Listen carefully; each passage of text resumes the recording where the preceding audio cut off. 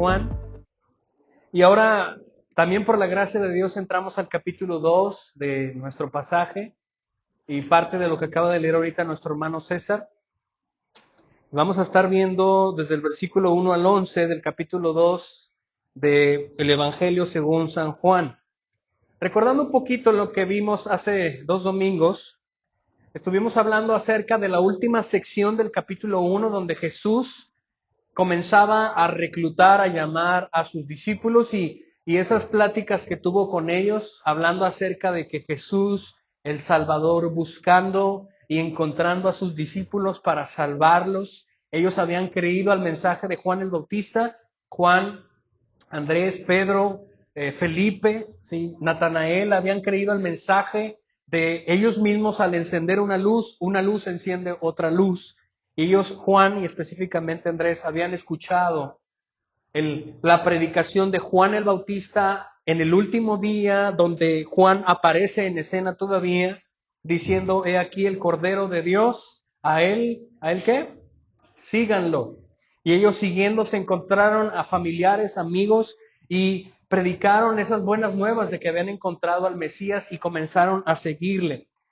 En el versículo 1 del capítulo 2, en esta narrativa de Juan, nos deja ver aquí un evento impresionante porque nos señala el primer acontecimiento milagroso del Señor Jesús. Otras Biblias lo traducen como la primer señal del Señor Jesús. Y esta señal o este evento que vamos a estar leyendo hasta el versículo 11, tiene varios acentos que quiero mencionar con lo que Juan todavía tiene como objetivo en su evangelio.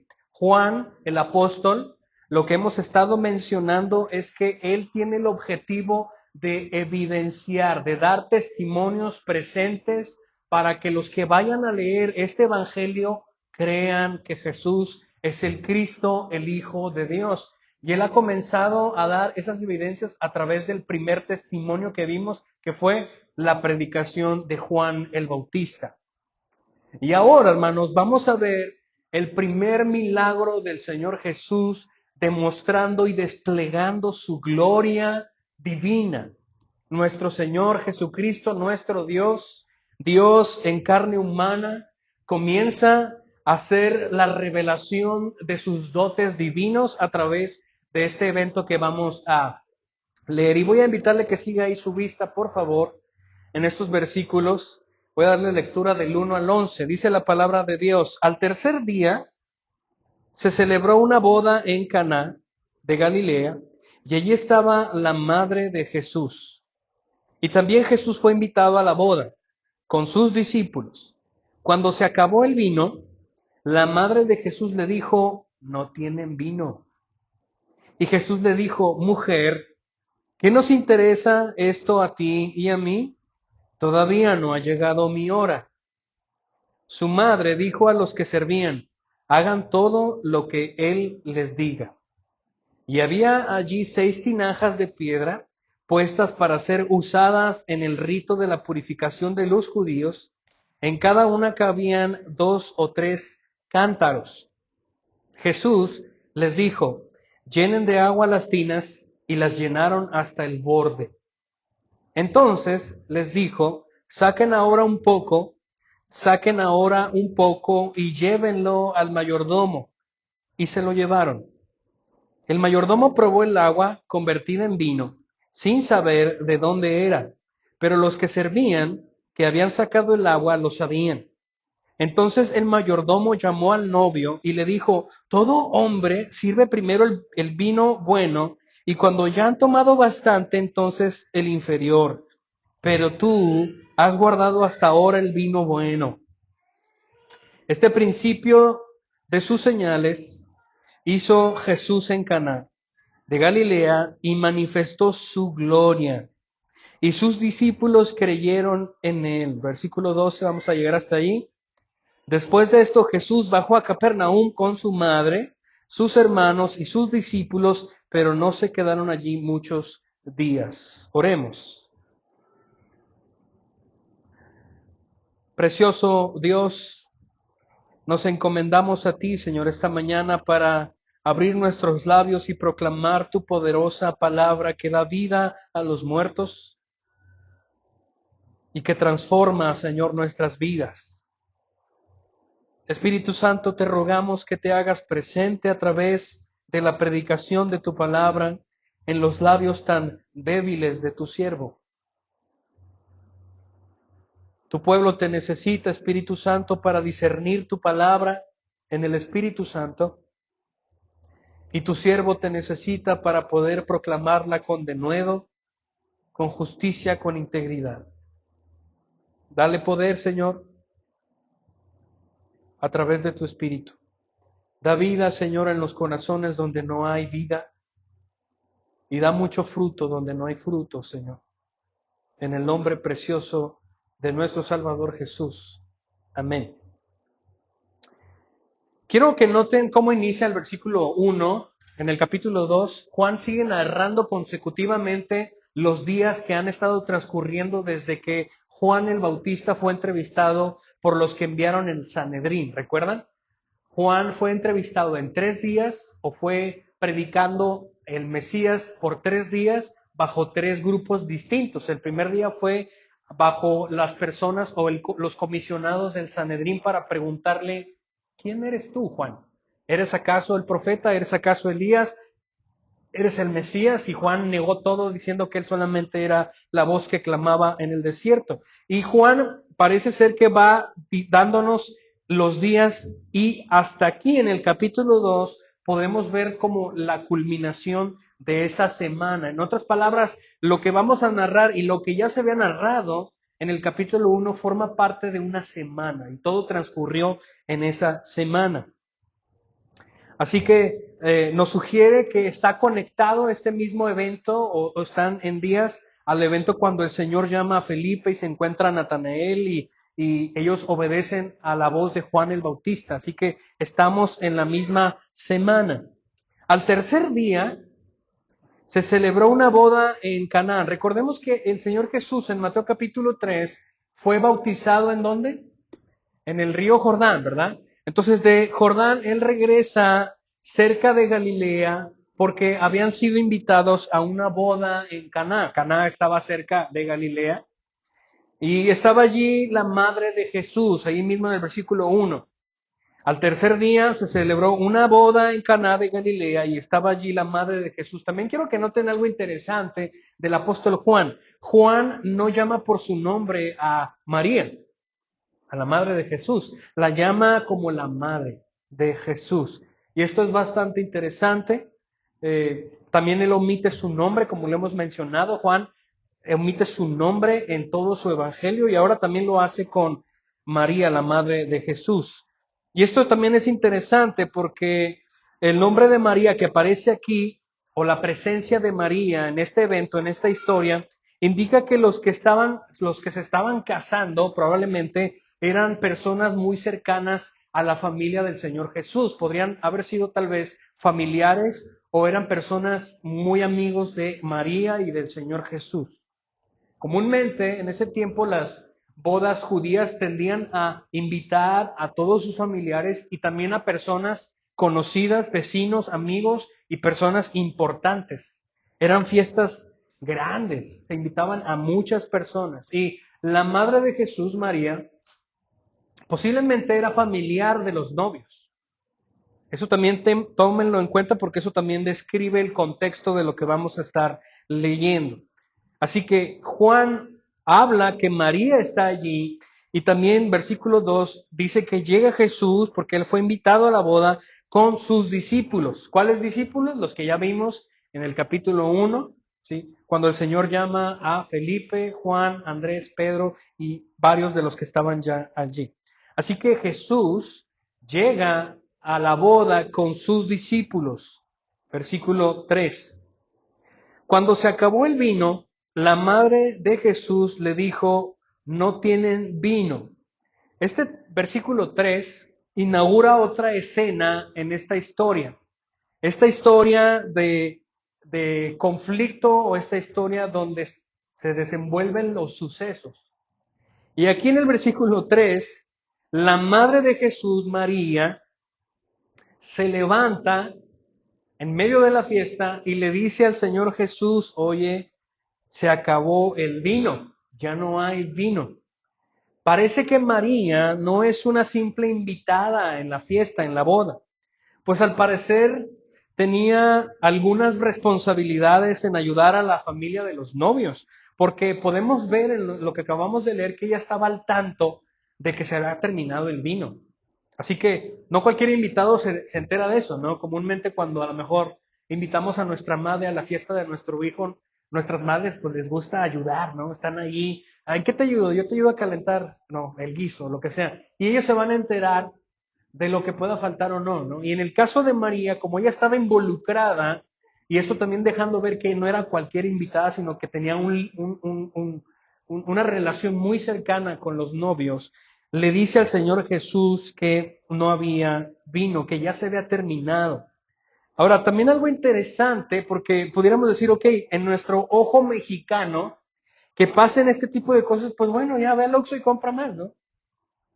Pero la realidad que también quiero poner sobre la mesa es la importancia de lo que está pasando aquí. Para nosotros, si estuviéramos en este tiempo, en esta boda, en el primer siglo, donde no había oxos, donde el vino tomaba tiempo para fermentar, ¿sí?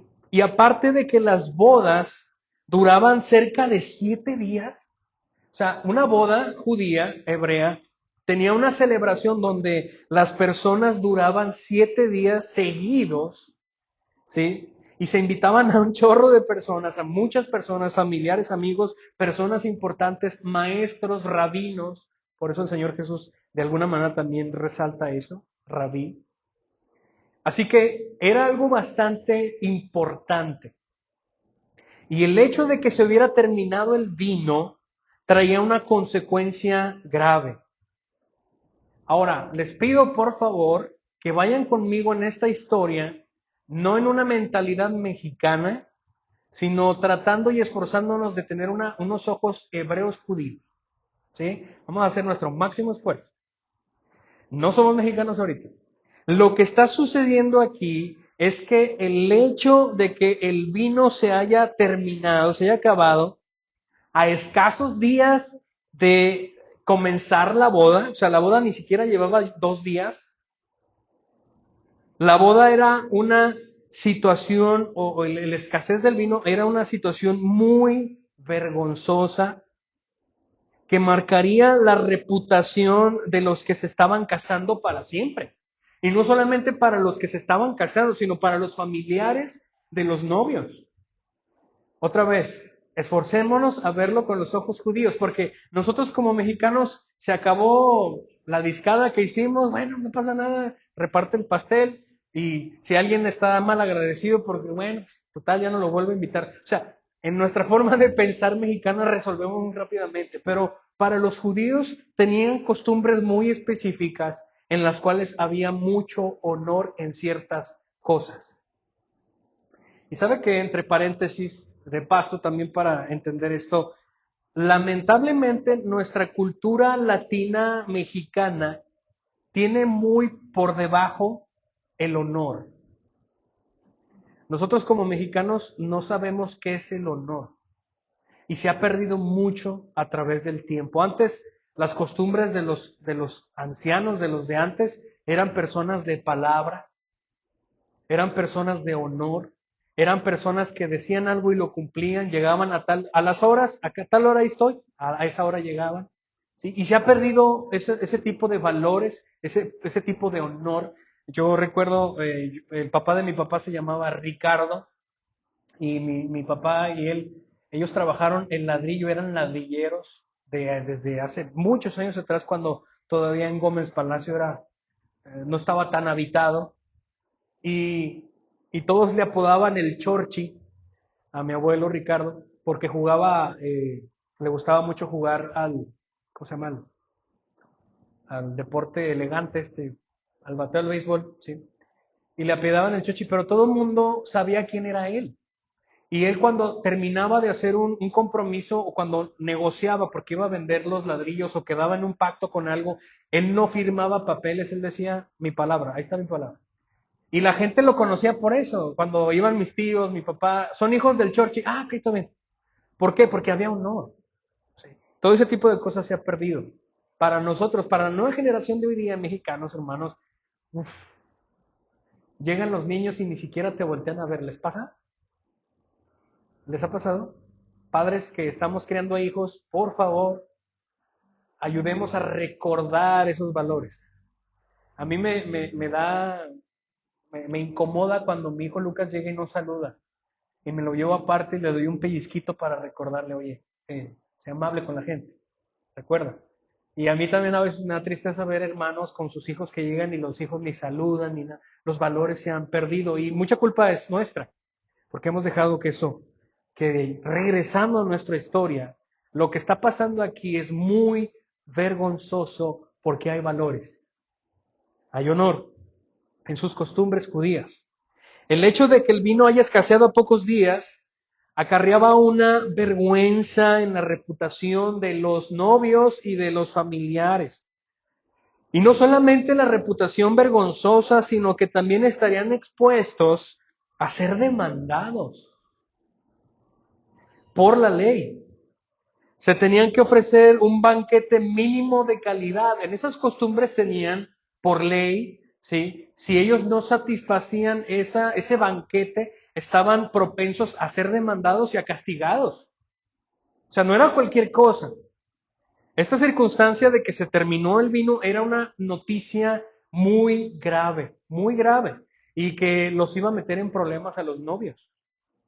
Y viéndolo de una manera fría y lógica, era imposible sacar el problema, porque en ese tiempo no había tiendas, en ese tiempo no había como ve y consigo más y compro más, no, en ese tiempo antes de las bodas se preparaban con mucho tiempo de anticipación, comprando vino, añejándolo, cosechando las uvas, todo tenía un proceso, sembraban las uvas, recolectaban las uvas, las apretaban para sacar el jugo y después pasaban meses para fermentación. O sea, estamos hablando de casi un año de preparación para esto. Así que era imposible que ellos pudieran ir a la tienda y comprar. No había. Estaban en graves problemas. Versículo 4. Y Jesús le dijo, mujer. Como la canción, ¿no? Ah, no, es mujeres. Y Jesús le dijo, mujer, ¿qué nos interesa esto a ti y a mí? Todavía no ha llegado mi hora. Ahora, este versículo es bastante interesante, cómo el Señor se relaciona y platica con su madre. La reacción ante esta circunstancia era grave, como les decía. María va y se entera de que ya no hay vino y quedan muchos días de fiesta y que sus parientes o sus grandes amigos están en problemas, y ella sabe que su hijo es el Mesías. Ella sabe porque el ángel se le apareció a María, ¿recuerdan? Cuando le dijo que iba a nacer el Hijo de Dios, que iba a salvar al mundo, Dios con nosotros, Emmanuel, y tú ibas a ser bendecida porque Dios te había elegido para eso. Ella sabía, ella estaba consciente y siempre fue consciente de que Jesús era el Mesías. Así que María va con esa intención, con el Señor Jesús, y con esa intención de que poder motivar a su hijo Jesús a darse a conocer ya entre la sociedad como el Mesías. Quizá María pensó, bueno, mi hijo ya es un adulto, ya es un hombre, y Juan el Bautista estuvo predicando de él todo este tiempo, la gente conoce que él es el Mesías, ya tiene un grupo de discípulos, yo creo que este es el mejor momento para que mi hijo Jesús se pare al frente y dé una charla o un comentario para poder tranquilizar y que tomen de la mejor manera ahora que ya no hay vino. Lo que no sabía es que el Señor Jesús tenía otros planes más grandes que dar una charla y convencerlos. Jesús le dijo, mujer. Quiero que noten esa declaración del Señor Jesús. ¿Por qué no le dijo mamá? ¿Por qué le dijo mujer? Esta frase de mujer para nosotros sería como señora. Lo que denota esta declaración del Señor Jesús es bastante interesante, porque ahora el Señor Jesús ha llegado un momento en su etapa de edad y en la introducción de su ministerio en donde ya hay una distinción de relación de madre a hijo. El Señor Jesús ya no se refiere a ella como su madre. Ahora María debe de entender que la relación de aquí en adelante ya es María y su Mesías. Ya no es yo soy la madre de Jesús, no. Ahora es el Mesías. Y ella debe de entenderlo. Y el Señor Jesús pone una firmeza. Él sigue siendo firme, pero a la misma vez muy amable, porque la manera en cómo Él habla aquí en el original tiene que ver con una firmeza, como de que no te confundas. Para tu tren allí, alto, no te confundas. Pero tampoco está siendo ofensivo. Y el Señor Jesús le dice a su madre, a María, dice mujer, distinguiendo ahora un nuevo proceso de relación que María iba a tener con él, y le pregunta, mujer, ¿qué nos interesa eso a ti y a mí? La para en seco con firmeza y elegancia, y le dice, y bueno, ok, ¿y eso qué a nosotros, no? Este pasaje es muy mal usado mucho por los católicos romanos para hablar acerca del poderío de María sobre Jesús. Los católicos romanos creen que María está por encima del Señor Jesús. ¿Sí sabían eso? Por eso es que en las oraciones, en sus rezos, ¿cómo empiezan? María, llena, Madre de Dios, llena eres de gracia. Bueno, hasta ahí está bien, porque es lo que le dijo el ángel, ¿verdad? María, has sido llena de gracia, el Señor está contigo, le dice. Pero lo que sigue después de ese rezo ya es pura herejía, ¿no? El sistema teológico del catolicismo romano, hablando sobre la intercesión de María, porque esa es una doctrina teológica que ellos tienen, que en la Biblia no se encuentra, porque ellos creen que María es nuestra madre intercesora. Y que cuando nosotros necesitamos algo de Dios, tenemos que ir a pedírselo a quién más que a su madre, ¿no? Y utilizan ese ejemplo. Cuando tú quieres algo, ¿vas con quién? Con tu mamá a pedirle. Pues es su mamá. O sea, si se hace un desprestigio doctrinal de la supremacía de Cristo como intercesor. La palabra de Dios dice que solamente hay un intercesor, es Jesucristo, hombre. Él es nuestro abogado, Él es quien está en intermediario por la humanidad y Dios. No hay otra persona que esté abogando por la humanidad más que Jesucristo. No es María, ni siquiera son los párrocos, no son los padres cuando van y rezan, Padre, perdóname, ¿por qué pecado? Y le cuentas el pecado y ellos que te dicen, bueno, vas a rezar tantos Aves Marías y ya con eso, ¿no? El pontífice, el santo pontífice, ¿saben quién tiene ese título? El Papa. Ya no es el Papa Pancho, ¿no? Ahora es el Papa, ¿cómo se llama el Papa? Ahora el Papa americano, otra canción. Y le denominan como el santo pontífice, o sea, esa declaración santo pontífice quiere decir el puente santo que conecta a los seres humanos con Dios. Una persona tan vil y corriente como nosotros. No existe otro más que Cristo Jesús. Él es el santo pontífice, nuestro puente, nuestro intercesor. Pero muchos creen en este pasaje que la dinámica que presenta aquí en el versículo 4 es que María va y le da una orden a Jesús y Jesús la cumple. Pero realmente eso no es lo que está pasando aquí, damas y caballeros. Aquí no está sucediendo que Jesús está concediendo las peticiones de su mamá, no. Nuestro Cristo Jesús, nuestro Dios, es un Dios soberano. Y Él está obrando en esta historia de una manera soberana y completamente libre bajo su voluntad. No hay nadie que esté por encima de nuestro Jesús. No hay autoridad que esté por encima de nuestro Cristo Redentor. Él es Dios hecho hombre. Él es el Dios eterno, el Dios invisible. Él es. Y nadie ni nada puede convencerlo para cambiar el rumbo que Él de antemano ha designado. Así que Él va a obrar un milagro. Pero ese milagro forma parte del propósito del Padre trazado desde la eternidad pasada. De paso, quiero decirles, hermanos, que mientras los segundos están pasando en nuestro reloj y todo lo que sucede no es por la casualidad. No es por la casualidad. Es porque Dios designó que así fuera desde la eternidad pasada. Punto final.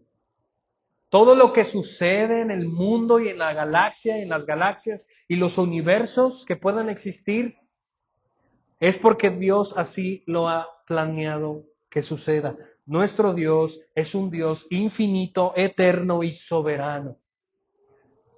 Él tiene su plan y su plan nunca va a ser frustrado. Él no tiene un plan B. Su plan siempre se hace porque Él es soberano. Así que le dice, mujer, ¿qué nos interesa eso a ti y a mí? Señora, lo que está tratando de decir es, señora, todavía no ha llegado el momento para que yo sea perfilado a la cruz, para que yo sea perfilado al ministerio o al comienzo y a la conclusión de su ministerio. La declaración en la segunda parte del versículo 4 que el Señor hace, todavía no ha llegado mi hora. Esa frase la utiliza en muchas ocasiones, de hecho aquí mismo en el Evangelio, el apóstol Juan escribe eso en el capítulo 7, versículo 6, en el versículo 8 también del capítulo 7, en el versículo 30 del capítulo 7 de Juan, en el capítulo 8, versículo 20 también dice eso, cuando los fariseos querían matar a Jesús, el Señor Jesús salía de Jerusalén y se quedaba la noche con Lázaro, con Marta, con María, porque todavía no había llegado su hora. Muchas de las ocasiones les dijo, todavía no ha llegado mi hora, todavía no es mi momento para ser traicionado, para ser vendido y para ser crucificado. Todavía no debían de desenlazarse los acontecimientos que lo empujaban a la cruz, todavía no. Pero también es interesante ver que esa frase de mi hora ha llegado solamente la menciona una vez en algunas ocasiones el Señor Jesús aquí mismo en el capítulo 2 en el Evangelio de Juan, versículo 23, cuando dice mi hora ha llegado, Padre, glorifícame. Y esa frase mi hora ha llegado quiere decir que estaba a escasos minutos de ser traicionado y entregado para ir a la cruz, para la gloria. Esta declaración de Jesús, como ya lo mencionaba, posiblemente María estaba motivando a dar a conocer que Jesús era el Mesías públicamente. Y el Señor Jesús le dice, todavía no ha llegado mi momento, todavía no es tiempo para eso. Versículo 5. Su madre dijo a los que servían, hagan todo lo que Él les diga. Después de la reprimenda que el Señor Jesús seriamente hace a María, pero con decencia, con amor, con tacto, María como que entiende la circunstancia de que ahora su hijo va a pasar a un plano donde no solamente es su hijo, sino que a un plano más relevante de su Mesías. Ahora María tiene que entender y aprender que Él es el Mesías, su Mesías personal. Pero aún así ella va y le dice, hagan lo que Él les diga. Y el versículo 6, y había allí 6 tinajas de piedra puestas para ser usadas en el rito de la purificación de los judíos. Como conocemos, hermanos, había muchos ritos de purificación, ritos de santificación que los judíos hacían en sus casas. Y casi siempre los ritos de purificación tendrían que ver con lavarse, con agua. Así que habían esas tinajas ahí de piedra. En cada una cabían 2 o 3 cántaros, en cada una. Entonces Jesús, versículo 7, les dijo, llenen de agua las tinajas. Y las llenaron hasta el borde. Cerca de 450 y 680 litros de agua fueron vertidos en esas tinajas. Escuchen, cerca de 680 litros de agua en ese momento. Vaya, el Señor se dio cuenta de su circunstancia Y no solamente cubrió el problema, sino que les dio más, como un regalo de bodas, ¿no? Ahí les dejo también para que sobre. Así que Jesús les dijo, llénenlas, las llenaron, versículo 8. Entonces les dijo, saquen ahora un poco. O sea, vean eso en su imaginación. El Señor Jesús está ahí, ve las tinajas, les dice, ahí hay agua, échanlas, viértanlas ahí. Ya terminaron, ahora lleven un poco al maestro de ceremonias. Eso es todo. Eso fue todo. Todos los que vertieron el agua sabían que era agua simple. Y de camino, no sé en qué momento pasó, el Señor dijo, no sé, llévenlo ahora. Ellos pudieron haber pensado, oye, pero es agua. No sé si de camino se transformó en vino o no sé si en un abrir y cerrar de ojos el Señor creó vino, dejando ver su gloria del Dios creador. Saquen ahora un poco y llévenlo al mayordomo, y se lo llevaron. Versículo 9, el mayordomo probó el agua, ahora convertido en vino, y sin saber de dónde era, pero los que servían, que habían sacado el agua, lo sabían, aparte de los discípulos. Lo que está sucediendo aquí tras bambalinas, porque es una fiesta, lo menos que querían era que se enteraran las personas que ya no había vino. Entonces las únicas personas que sabían eran María, Jesús, sus discípulos y los que estaban ayudando a servir. Ni siquiera el mayordomo sabía. Prueba el agua, que ahora es vino. Él no sabía de dónde era ese vino, pero los que servían sí sabían. Entonces el mayordomo llamó al novio, acto seguido, después de que probó ahora ese vino, y le dijo, oye, todo hombre sirve primero el vino bueno, y cuando ya han tomado bastante, entonces el que no está bueno. Esto es obvio. En la fiesta, ¿no? Pues el bueno, ¿no? Pues están tomando y empiezan a emborracharse. Y ya uno borracho ya no se da cuenta si trae el pantalón bien o la camisa al revés. Así que cuando llega ese momento, sacan el vino que no es tan bueno y ni cuenta se van a dar. Les vas a ver de rechupete, ¿no? Dice. Pero tú, dice, has guardado hasta ahora el vino bueno. Diciendo aquí esto interesante, que el vino que el Señor había hecho en segundo era superior al que ellos tomaban. Y el vino bueno que había sacado se supone que era el bueno, pero que se había terminado. Y ahora el del Señor Jesús es superior. Una vez más, aquí el Señor demostrando su divinidad con su poder creador, nuestro Señor Jesús. Versículo 11. Este principio de sus señales hizo Jesús en Caná de Galilea y manifestó su gloria. Y sus discípulos creyeron en él. Ahora, se terminó la historia, Juan ya dio a conocer lo que hizo el Señor, y tú pudieras decir, ¿a poco ya? Yo esperaba que resucitara un muerto o algo, ¿no? ¿Por qué Juan decide poner esto aquí? Aunque parezca muy simple. Y lo que menciona aquí el versículo 11 y el 12 nos deja ver o podemos vislumbrar un poquito de lo que está pasando detrás de escena en los corazones de los discípulos, pero también en el corazón de las personas que estaban en la boda. Juan dice que esto fue la primer señal, el primer milagro que Jesús hizo en esta boda, en esta región, y manifestó su gloria. Esa misma gloria que Juan había hablado en el capítulo 1, versículos del 14 al 19. Y vimos su gloria, dice Juan. Gloria como la del único Hijo de Dios, llena de gracia y de verdad.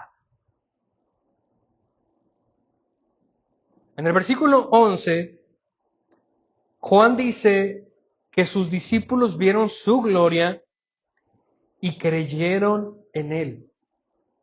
Este verbo que utiliza aquí en creyeron, esta acción que los discípulos tomaron, fue en conciencia de dos cosas. La primera fue la predicación de Juan el Bautista. Ellos están ahí porque fueron conducidos por la predicación de Juan el Bautista. ¿De qué? De que Él es el Cordero de Dios que quita el pecado del mundo y de que Él es el Hijo de Dios y que Él debían seguir. La otra es porque ellos vieron palpablemente su gloria, obrando milagrosamente en ese evento, transformando agua simple en el mejor de los vinos que haya existido en el mundo jamás. Lo que implica que ellos hayan creído en Jesús por haber visto y estar en el acontecimiento maravilloso de esta señal, es que ellos al escuchar la predicación de Juan, ahora pudieron no solamente teóricamente creer, sino que depositaron su confianza en la persona y lo que estaba obrando Jesús. De una vez por todas, ellos creyeron en Él. Creer en Cristo, creer en Dios, implica que usted va a depositar su confianza en su persona y en su obra. Eso implica que usted va a renunciar a usted. Eso implica que usted no puede comparecer delante de Dios y salir ileso. Eso implica que usted se va a aferrar a Cristo para que Él interceda por usted delante de la ferocidad infinita de la ira de Dios. Solamente Cristo, por fe. Ellos en ese momento creyeron, dice Juan, en Él. ¿Cuál es la intención de Juan en su evangelio? Dar evidencias para que la gente crea. Los discípulos creyeron. Ahora, versículo 12 y final dice, después de esto Jesús bajó a Capernaum con su madre, después de la boda, y noten esto, bajaron su madre, sus hermanos y sus discípulos, pero no se quedaron allí muchos días. Esto es bastante también interesante porque eso sorprende mucho que Jesús salió solo con sus discípulos y con sus hermanos, con su familia y su madre. Y deducimos que las personas al fin se enterarían de lo ocurrido. O sea, los novios se iban a enterar de que escaseó el vino y Jesús hizo un milagro. La gente se iba a dar cuenta. Pero no todos creyeron. ¿Sí notan eso? Que Juan nos dice que solamente los familiares y los discípulos salieron con él, creyendo en él. Esto es bastante interesante porque podemos ver, hermanos, en toda la revelación del Nuevo Testamento y también desde el Antiguo Testamento que el hecho de que Dios se revele ante muchas personas, eso no quiere decir que muchos vayan a venir a Él. Vean al pueblo de Israel, que ellos vieron cara a cara cómo descendía todas las mañanas en el desierto el maná. Ellos no tenían que hacer absolutamente nada más que salir y agarrar y comer. Todos los días. Y en las noches, una columna de fuego se levantaba para iluminarlos. Todas las noches. Pedían agua, el Señor les daba agua. Querían carne, el Señor les dio carne. ¿Y ese mismo pueblo entró a Canaán? No, ellos no entraron. Todos murieron, hasta Moisés. Entraron sus hijos. El hecho de que la gente grite cuando le decían al Señor Jesús y les despoja, eso lo vamos a ver más adelante, en el templo, y empieza a correr el Señor Jesús a la gente del templo porque estaban vendiendo y haciendo un mercadeo allí. Al final lo confrontan, según ellos, al Señor Jesús le dicen, a ver, muéstranos una señal de parte de quién viene. Hay gente que grita, a ver, yo me voy a hacer cristiano si Dios salva a mi hijo que está en el hospital. Recuerdo hace muchos años, algunos años, un par de años, unos primos míos, lamentablemente, cuando fue COVID, le dio COVID y de ahí empezó a inflamarse su cerebro y comenzó a tener problemas muy graves. Al final falleció. Y recuerdo que fuimos a visitarlos, ellos no son creyentes, y les trataba de hablar acerca de la soberanía de Dios lo mejor que pude. Y uno de ellos me decía, mira, si Dios salva a mi hijo, yo ya le dije que si lo salva, yo me voy a entregar a él. Cómo el mundo cuestiona, cómo el mundo pone sus estándares, ¿no? Si tú me haces algo a mí, yo te lo... El catolicismo romano va así, ¿no? Es que yo le pedí a la Virgencita y me cumplió y ahora yo voy a irme de rodillas de aquí hasta quién sabe dónde, ¿no? Que tengo que cumplir. Nosotros condicionamos a Dios como si dependiera de nosotros, ¿no? Las cosas. Pero la realidad es que no es así.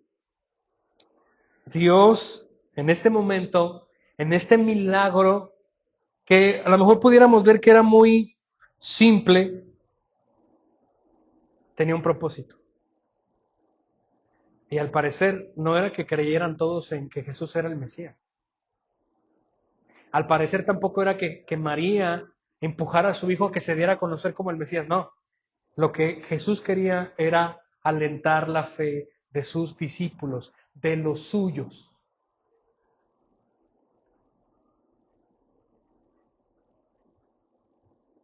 Creyeron en Él y caminaron con Él.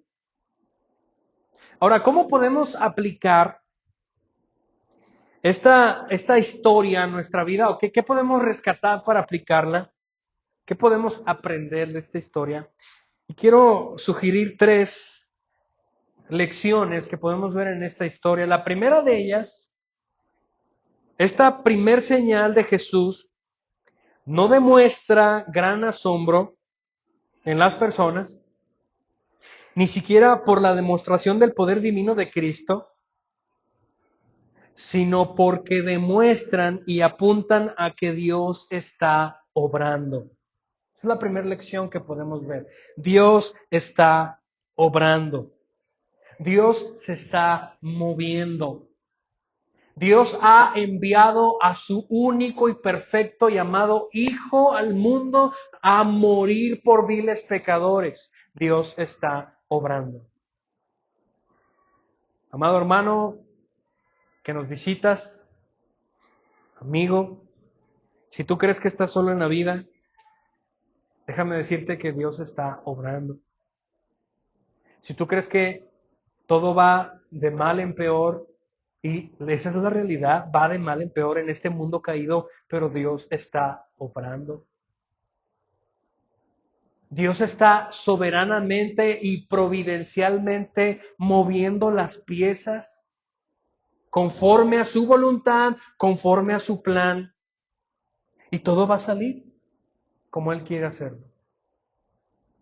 Cuando arrestaron al apóstol Pablo en el libro de los Hechos, vemos que lo querían matar los saduceos, ya en los capítulos 20 en adelante, y que quieren llevarlo a comparecer al César y querían matarlo. Y entre la discusión, porque Pablo llega al Sanedrín y comienza a explicarles que él está en el mismo Dios que ellos, pero él ahora ha corregido su camino porque Dios se ha encontrado con él. Y los saduceos quieren al principio matarlo y los fariseos quieren defenderlo porque Pablo les dice, yo creo en la resurrección. Los saduceos no creían en la resurrección y los demás sí, y como que quieren defender a Pablo, pero en algún momento los dos enemigos se unen para tratar de matar a Pablo. Y al día siguiente, un familiar de Pablo, un sobrino, se entera que quieren matarlo y que han programado una emboscada para matar a Pablo. Y este hombre va con el capitán del ejército de ahí, porque en el templo a un lado tenían una torre de vigilancia. Los judíos eran muy problemáticos. Y le cuenta, oye, quieren matar a Pablo. Y rápido trae a todas las tropas para cuidar a Pablo. Y lo que ustedes pudieran decir, bueno, está bien, qué escándalo, ¿no? Pero realmente lo que está sucediendo es que Dios está moviendo las piezas para proteger a Pablo, porque Dios le había dicho, Pablo, esfuérzate, ten ánimo, porque tienes que ir a predicar a Roma. Entonces vemos a Dios usando a romanos incrédulos para proteger a Pablo. Y Pablo les había dicho a los romanos que él quería ir a visitarlos. ¿Y saben qué? Fue y gratis. ¿Quieres ir a Roma? A Roma vas. a compadecer delante del César, y fue. Hermanos, nosotros tenemos nuestros planes, pero Dios va a ganar en el suyo. Él utiliza al diablo para llevarnos comida a veces, porque nuestro Dios es soberano. Y Satanás vive y hace lo que hace en los límites que Dios le permite. Así que no es el asombro pequeño, sino que Dios está obrando. Tan pequeña manifestación que sea, Dios se está moviendo. Enseñanza número 2. Cristo, nuestro Señor, hace que nuestra fe sea fortalecida por medio de su providencia, obrando sobrenaturalmente todos los días. Uno de los grandes peligros que enfrentamos nosotros los hijos de Dios en nuestra vida cristiana es vivir la vida cristiana en automático, ¿sabe? Cuando te pasa eso, hermanos, por favor, arrepiéntete, recuerda qué es lo que estás haciendo. Cuando el Señor Jesús le dice, tengo contra ti una sola cosa, que has dejado tu primer amor, haces lo que haces por inercia, por automático, pero no me estás viendo. Cuando tu vida cristiana la vives por automático, hermano, recapacita. Nosotros no debemos de vivir en automático. Venir a la iglesia porque tengo que ir a la iglesia, leer porque tengo que... No. Venir a la iglesia porque hay un sumo propósito en el cual mi vida se deleita. Estoy en oración porque hay un sumo propósito en el cual mi vida se alimenta. Estoy despierto a la voluntad del Señor. Y el sistema de este mundo quiere que estemos dormidos y ocupados. Luchemos contra el sistema, hermanos. Es difícil, sí es difícil, pero tenemos que luchar. Dios es nuestro Señor y no podemos competir eso con otros ídolos. Así que nuestro Dios actúa providencialmente en pequeños detalles todos los días y no nos damos cuenta. ¿Sabían ustedes que Dios hace pequeños milagros todos los días y a veces ni nos damos cuenta?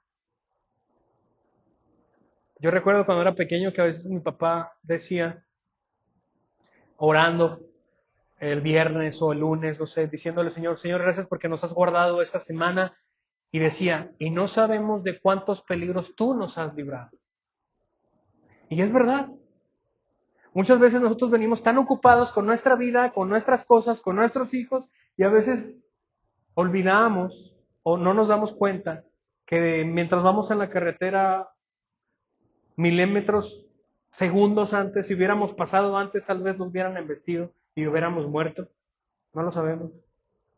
Pero soberanamente Dios nos guarda, nos cuida, nos protege, pone en nosotros el querer como el hacer por su buena voluntad para mantenernos limpios, cuidados, protegidos, bendecidos, aún en medio de la lucha, aún en medio del sufrimiento. Dios está obrando. Y esto tiene que ver con fortalecer nuestra fe. Cuando el Señor ha propuesto para que en ti sucedan cosas difíciles o buenas, también Dios los ha puesto para que tu fe sea fortalecida. Así como los discípulos vieron que la gloria de Cristo, al transformar el agua en vino, ellos creyeron en Él, fueron fortalecidos, así nosotros también somos fortalecidos. Nuestra fe se hace fuerte cuando le vemos a Él cara a cara a través de lo que obra en nuestras vidas. En este tiempo de la plantación, hermanos, ya cumplimos un mes. Gloria a Dios. He visto la mano de Dios como nunca había visto la mano de Dios en mi vida y en la vida de otras personas. Y eso resulta en que anima mi fe, ¿sabe? La hace más fuerte. La hace como cuando está el fuego avivándose y le echas gasolina, ¿no? Crece más. Es Dios motivando nuestra fe a través de su providencia. ¿Y sabe qué? Es donde a veces somos más probados para motivar nuestra fe, cuando las cosas marchan bien. Cuando las cosas marchan bien, a veces eso es más prueba que cuando están mal. Porque cuando están bien, perdemos el piso y le entregamos el reino a otros dioses. Pero cuando estamos mal, sabemos que vamos a recibir consuelo en el Señor. Es más difícil cuando todo está bien. Y aún así el Señor propone ciertas situaciones para fortalecer nuestra fe. Y número 3, nadie, absolutamente nadie mueve la voluntad de Jesús, ni siquiera su madre, para poder hacer lo que queramos. Cada milagro que Jesús hacía tenía un propósito, predestinado por su Padre. Y esto fue que sus discípulos depositaran su confianza en Él. Cada circunstancia sobrenatural que el Señor hace tiene el propósito de que nosotros le veamos tal y como Él es. En mi pecado, en mi vanidad, yo he visto al Señor tan amoroso. ¿Y sabes qué es lo que más te vence? Vence tu egoísmo y vence tu incredulidad y tu arrogancia. Es ver la misericordia de Dios aún en medio de tu rebeldía. Amados, ¿qué Dios como el que tenemos nosotros, que perdona el pecado y jamás se vuelve a acordar de él? No nos lo restriega en la cara. Lo perdona y se acabó. ¿Qué Dios como Él? Cuando tú ves la bondad de Dios en medio de tu rebeldía, cuando el Padre en el porche afuera todos los días se paraba para ver si regresaba su hijo. Y un día se para su hijo a lo lejos y el Padre sale corriendo. Los niños corrían, las madres corrían, los esclavos corrían, pero un patriarca no iba a correr. Pero vemos al padre corriendo y se echa en el cuello de su hijo y le besó y le lloró. Y el hijo traía un speech, una oratoria muy bien ensayada, y apenas iba a decir: Padre, perdóname porque ya no soy digno de que me recibas. Cállate. A ver, váyanlo, pónganle las mejores vestiduras, pongan un anillo en su dedo y maten al becerro más gordo y hagamos fiesta porque mi hijo estaba muerto y ahora vive. No puedo con eso. Ese amor vence mi incredulidad, ese amor vence mi arrogancia. Y lo que resulta en eso es que yo voy a ser tu esclavo para siempre. Yo quiero seguirte hasta el final, Señor Jesús. Al menos en mi vida así es. Y yo anhelo que también sea así en tu vida. Lo que el Señor dispone para sus hijos es hacerlos crecer para que se parezcan a Él. Este fue el primer milagro del Señor. Y cómo podemos ver en pequeños detalles su divinidad y sus propósitos superiores.